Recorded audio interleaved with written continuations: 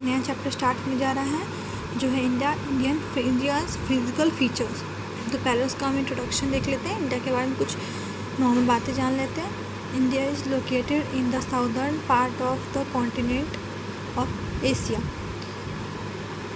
India कहाँ located है? India located है साउदर्न पार्ट में एशिया कॉन्टिनेंट के साउदर्न पार्ट में है इंडिया लोकेटेड।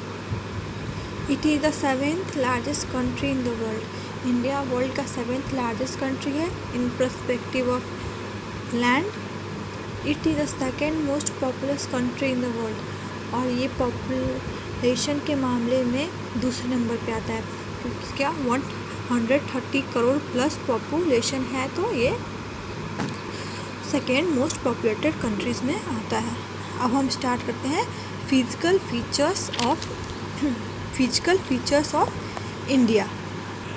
तो फिजिकल फीचर्स ऑफ इंडिया में हम क्या देखेंगे India is a large country. India एक बहुत बड़ा कंट्री है। It is about 3000 kilometre from east to west. ये लगभग 3000 किलोमीटर ईस्ट टू वेस्ट की तरफ है।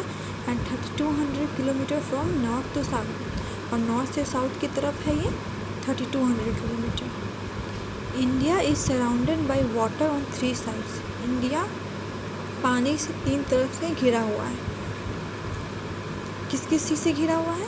The Bay of Bengal in east, Bay of Bengal इसके ईस्ट में है। The Arabian Sea in west, और अरेबियन सी इसके वेस्ट में है। और the Indian Ocean in south, और उसका इंडियन ओशन जो उसके साउथ में है। तीनों तरफ से वो घिरा हुआ है। नाउ हम इंडिया के कुछ इम्पॉर्टेंट फिजिकल फीचर्स के बारे में जानेंगे कि इंडिया में कौन कौन सा ऐसा फिजिकल फीचर्स हैं इंडिया के पास। The northern mountains, the northern plains, the great Indian desert. ये तीनों पॉइंट पे हम जानते हैं ये इंडिया का फिजिकल फीचर्स है। The Himalayan mountains are highest mountain range in the world. Himalayan mountain range जो है वो हाईएस्ट माउंटेन रेंज है पूरे वर्ल्ड का। These snow cap mountains from northern border of India, ये जो है ये स्नो कैप्ड माउंटेन्स है, इसके ऊपर पूरा स्नो का कैप है। Many reverse originate from these mountain, इस माउंटेन से बहुत सारा रिवर ओरिजिनेट करता है। द नॉर्दर्न प्लेन्स, अब हम जानेंगे नॉर्दर्न प्लेन्स के बारे में।